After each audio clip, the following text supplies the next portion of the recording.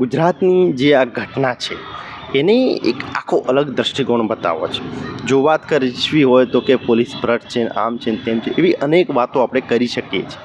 પરંતુ આજે એક અલગ દૃષ્ટિકોણ મારે તમને બતાવો છે અને એક અલગ દૃષ્ટિકોણ એ જ છે કે પોલીસનું આજુબાજુનું જે વાતાવરણ છે એ પોલીસની જાતે જ કમજોર બનાવી રહ્યું છે અને એ જ કારણથી પોલીસની દરેક જગ્યાએ નિંદા થાય છે. કારણ શું છે?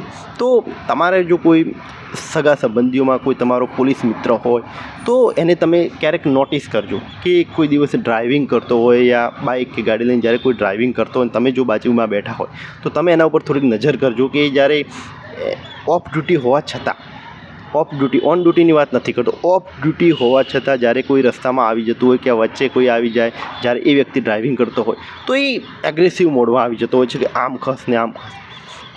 એ ઓફ ડ્યુટી હોવા છતાં એનો એક ટોન્ટ છે, જે પોલીસ ખાતા સાથે જે પણ જોડાયેલો જે વ્યક્તિ છે, જે પણ ખાતું હોય એનો એક ટોન્ટ આખો બદલાઈ જતો હોય છે ઓફ ડ્યુટી હોવા છતાં.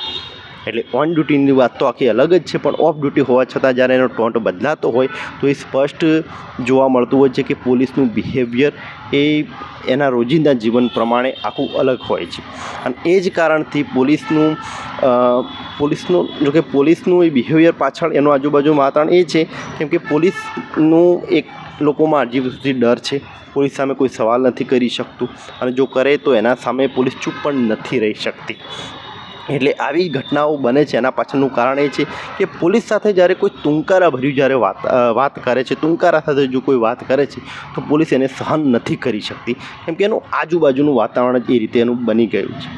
એટલે એને આ વાતાવરણ કોઈ સુધારી શકે એવી તમે આશા પણ ન રાખો કેમ કે પોલીસ જાતે જ સુધારી શકે કે પોતાનું બિહેવિયર કઈ રીતે રાખવું. એટલે પોલીસ પોતાના ઘર સિવાય બીજી બધા જ લોકો જોડે એ તુંકારા સાથે જ વાતચીત કરતી હોય છે. એની સામે જો કોઈ પાવરની રીતે વાત કરશે તો એ નથી કરી શકતું.